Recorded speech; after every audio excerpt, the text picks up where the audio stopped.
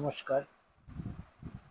আমি আগের একটি ভিডিওতে আলোচনা করেছিলাম উত্তাল 40-এর দশক এবং কবি সুকান্তের কবিতায় তার প্রভাব সম্পর্কে। আজকে দ্বিতীয় পর্বের আলোচনা আমি শুরু করছি। প্রথম পর্বের আলোচনাটি ফেসবুকে যখন দেওয়া হয়েছিল সেখানে পুরোটি ডাউনলোড হয়নি, এখানে অনেক বেশি ভিউ হয়েছে। তাই যারা ফেসবুকে আছেন তাদেরকে আমি অনুরোধ করব আপনারা ইউটিউবে এসে সম্পূর্ণ ভিডিওটি দেখে নিতে পারেন। আমি আবার বলছি যে আমার আলোচনার বিষয় সুকান্তের কাব্য প্রতিভা বা সাহিত্যের বৈশিষ্ট্য নয়। যেহেতু আমি ইতিহাসের সঙ্গে থাকতে বেশি স্বাচ্ছন্দ্য বোধ করি, তাই 40-এর দশকের যে ঐতিহাসিক ঘটনাগুলি সেগুলি সুকান্তের কবিতাকে কতটা প্রভাবিত করেছিল, সুকান্ত কিভাবে তার কলমে সেগুলি ফুটিয়ে তুলেছিলেন, সে সম্পর্কেই আমি আলোচনা করব। আরেকবার মনে করিয়ে দিই, 40-এর দশক শুরু হচ্ছে দ্বিতীয় বিশ্বযুদ্ধ দিয়ে, অর্থাৎ 1939 থেকে 1945 দ্বিতীয় বিশ্বযুদ্ধ, 42-এ ভারত ছাড়ো আন্দোলন, 1943-এর মন্বন্তর, 1946-এর দাঙ্গা এবং 1947-এর দেশভাগ। তার মাঝে তেভাগা তেভেঙ্গার আন্দোলন। এই সমস্ত ঘটনাগুলি সুকান্তের কবিতায় কিভাবে ফুটে উঠেছিল সেগুলি আপনাদের কাছে আমি উপস্থাপন করার চেষ্টা করব। আবার বলি যে সুকান্তের কবিতায় যেহেতু সাল তারিখ উল্লেখ করা ছিল না, তার ফলে আমাকে সমস্ত সুকান্ত সমগ্র পাঠ করে এই কবিতাগুলিকে অন্বেষণ করে খুঁজে বার করতে হয়েছে, অর্থাৎ খুঁজে বার করতে হয়েছে যে কোন কোন ঘটনার পরিপ্রেক্ষিতে সুকান্ত কিভাবে কবিতায় তার অব্যক্ত যন্ত্রণা, মনের ভাব প্রকাশ করেছিলেন।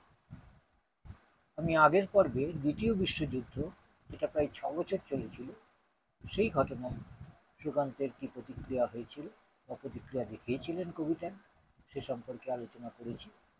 আজকে আমি দুটি ঘটনা উপর আলোকপাত করব। একটি হচ্ছে গান্ধীজি কর্তৃক পরিচালিত ভারত ছাড়ো আন্দোলন এবং দ্বিতীয়টি 1943 এর যে মন্বন্তর, সেই মন্বন্তরের উপর।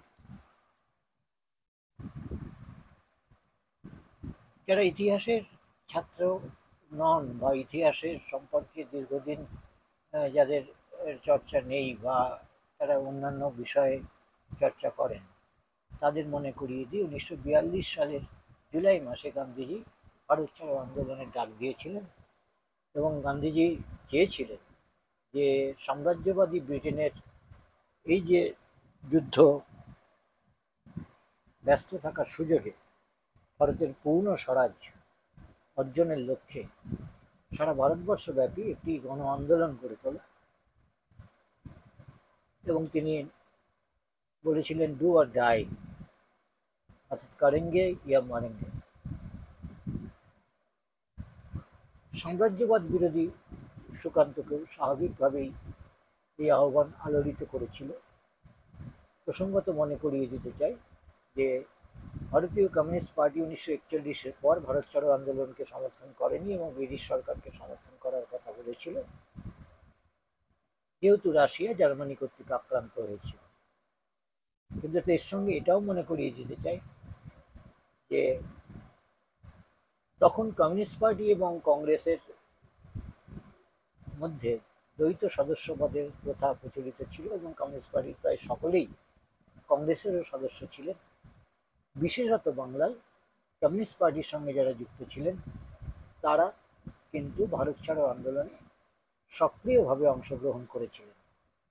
সুতরাং সুকান্তর যে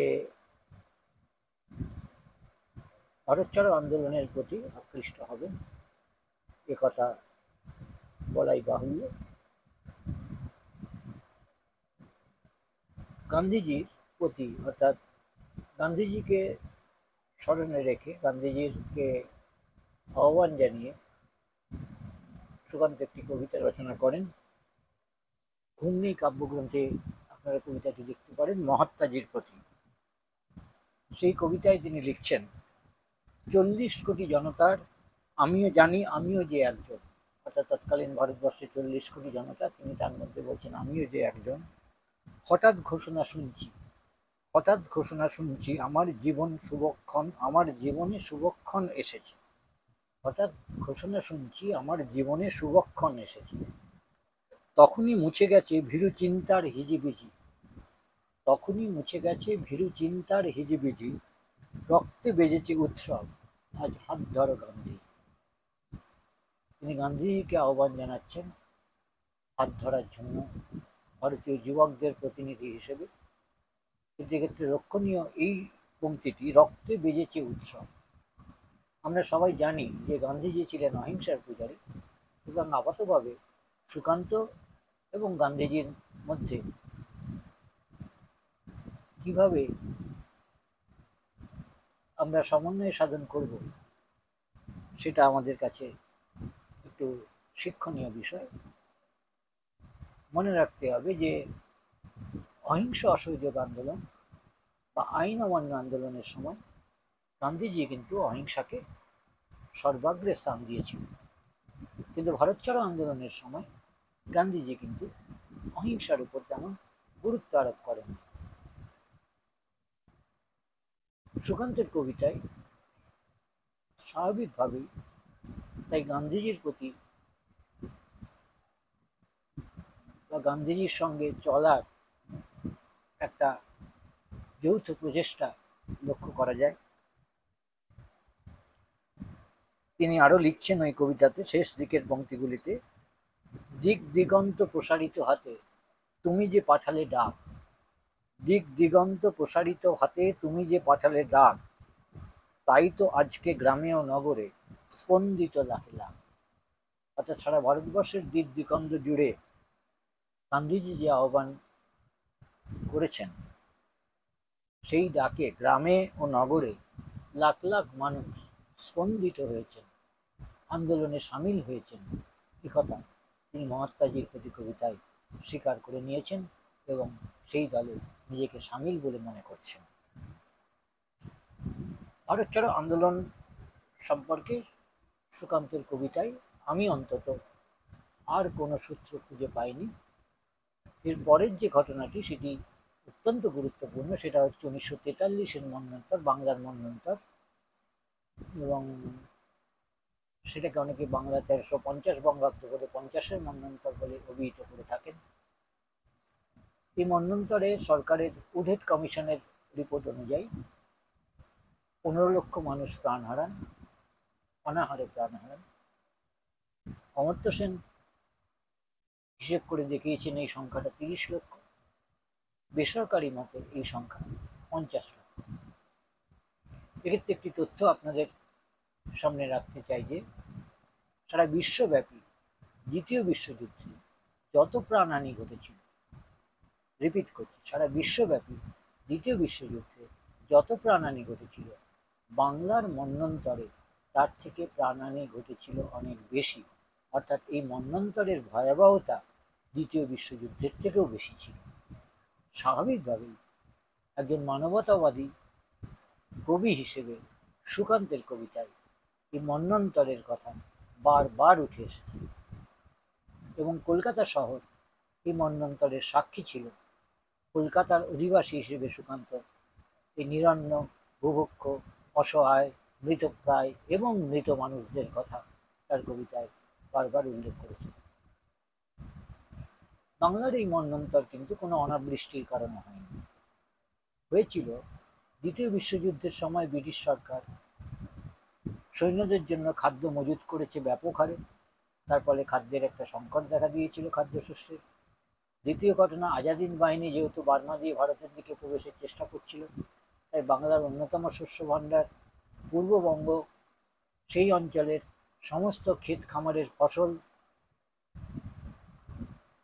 যেগুলো যেখানে খামারে শস্য মজুত রাখা হতো, শস্যগুলা, সেগুলোকে পুরোপুরি জ্বালিয়ে দিয়ে ব্রিটিশ বাহিনী পশ্চাদপসারণ করতে শুরু করে। এটাকে বলে পোড়ামাটি নীতি। এর উদ্দেশ্য হচ্ছে যে ওই অঞ্চলে যখন শত্রু সৈন্য অর্থাৎ ব্রিটিশদের শত্রু সৈন্য আজাদিন বাহিনী প্রবেশ করবে, তখন যেন তারা খাদ্যশস্যের যোগান থেকে বঞ্চিত হয়, তারা যাতে খাদ্যশস্য সংগ্রহ করতে না পারে। কিন্তু এই ঘটনা বাংলায় অভাবনীয় খাদ্য সংকট তৈরি করেছে।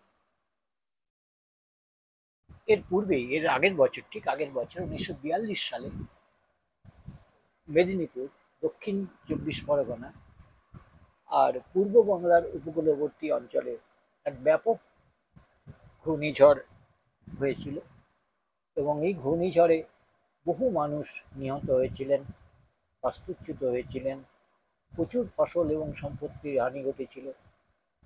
43-এর আগে থেকেই এইসব মানুষেরা, বাস্তুহারা মানুষেরা কলকাতায় এসে ভিড় করতে শুরু করেছিলেন। 43 সালে মন্বন্তরের সময় তার চরমে ওঠে, এবং মানুষের দুর্দশা এবং মৃত্যু এবং হাহাকারে কলকাতা নগরী তিলোত্তমা যেন আর্তনাদ করে ওঠে। আমরা যদি ধরে নিই যে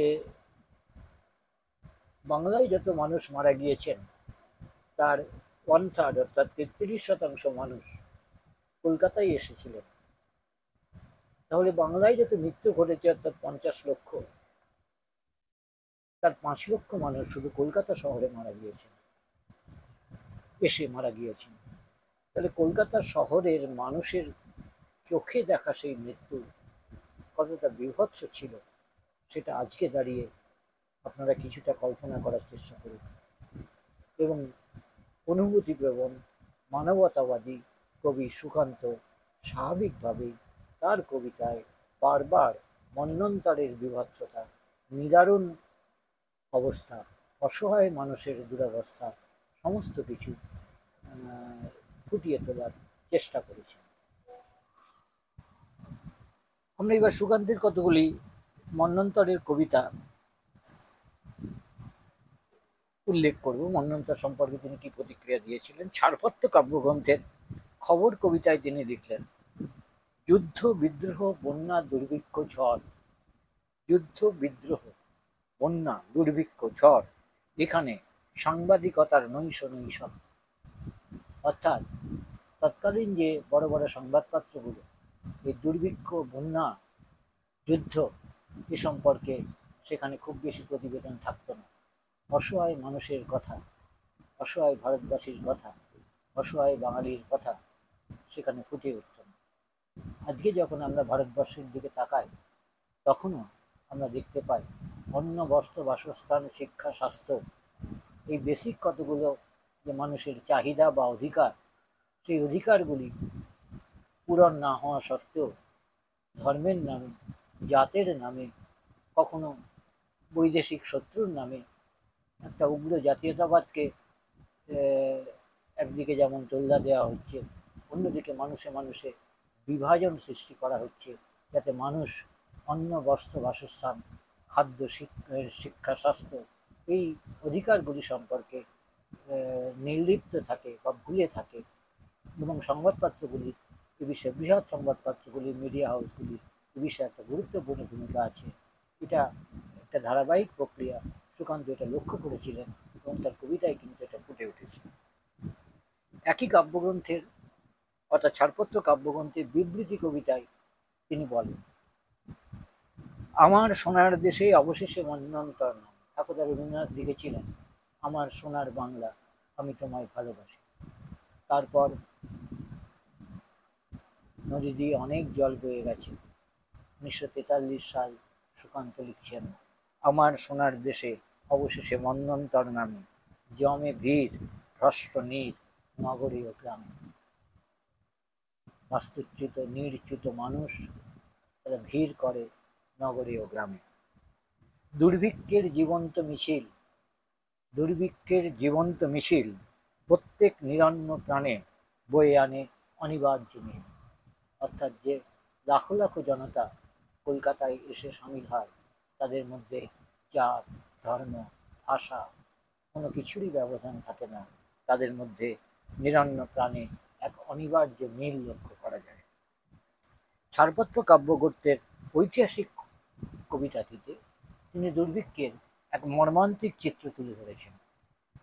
লিখছেন, একদা দুর্ভিক্ষ এলো, ক্ষুধার ক্ষমাহীন তাড়নায়।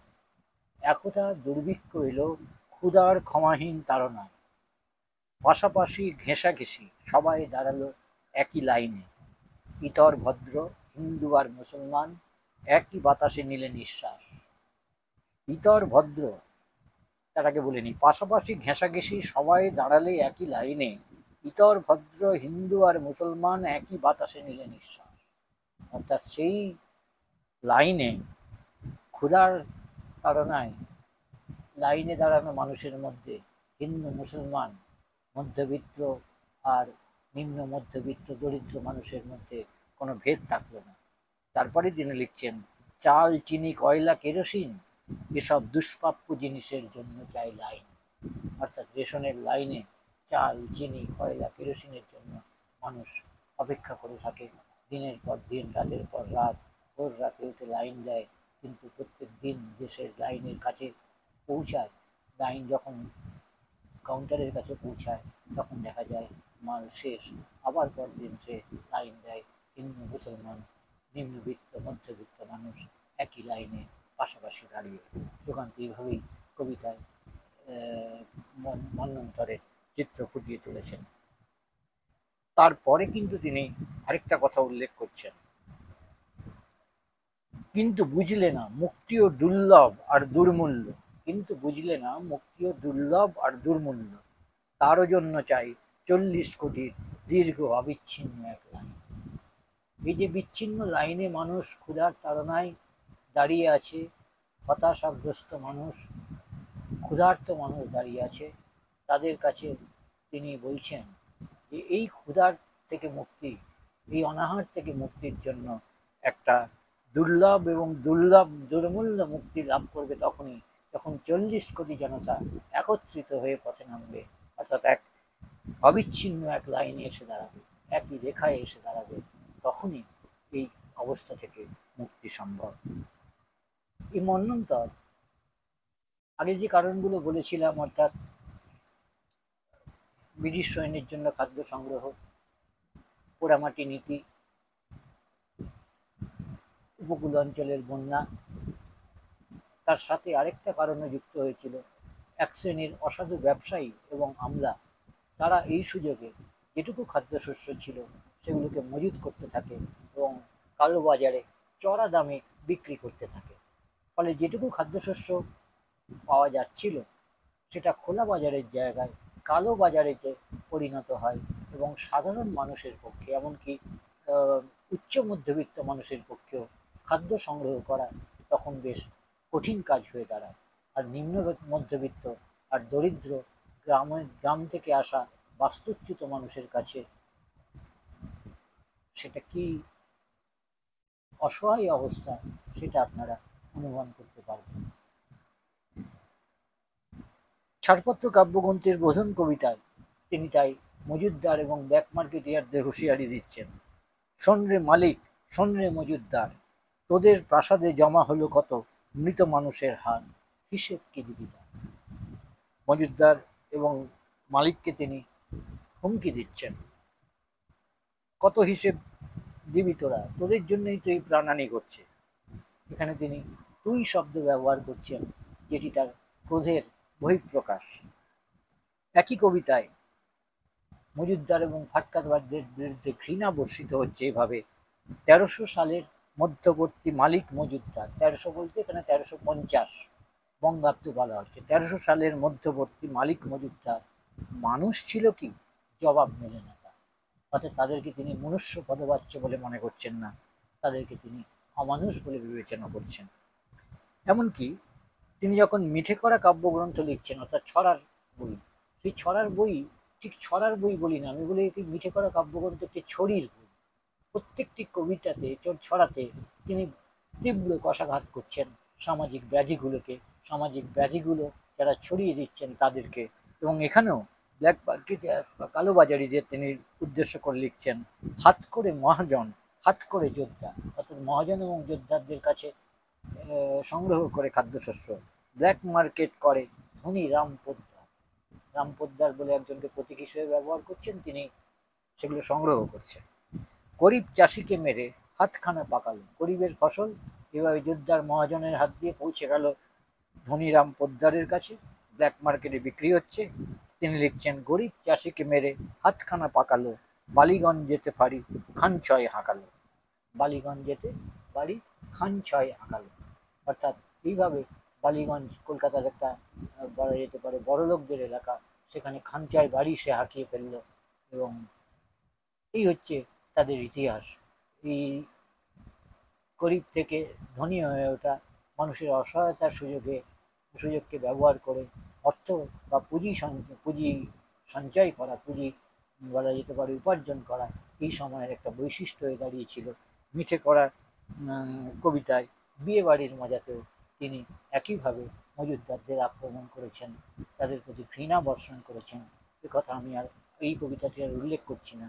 আপনারা বিজন ভট্টাচার্যের নবান্ন নাটকেও দেখবেন যে সেই সময় নাটকেও, এবং শুধু বাংলা কবিতায় নয়, আমি আগের দিনও বলেছি, বাংলায় নাটকে, বাংলায় চিত্রকলায়, বাংলার কবিতায় সেই সময়ে বাস্তবতার একটা প্রতিফলন ঘটেছিল। এবং মৃণাল ঘোষ এটাকে বলেছেন, চিত্র সমালোচক মৃণাল ঘোষ বলেছেন কাল চেতনার আধুনিকতা, অর্থাৎ 40-এর আধুনিকতা ছিল কাল চেতনার আধুনিকতা। আমার মনে হয়েছে এই সময়কার যে শিল্পবোধ, শিল্পধারা, সেটাকে আমরা দায়বোধের শিল্পধারা বলে চিহ্নিত করতে পারি।